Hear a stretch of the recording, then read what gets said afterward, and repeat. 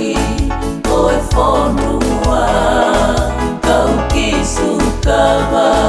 o talanoa talua I matangi e whakatauala whakatoa tele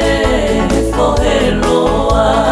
ala manga ono ala whono ngatoa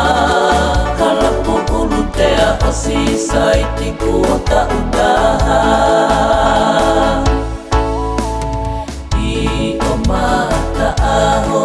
wasei o le puha funga saione ila kita pana kofongi a fehuluni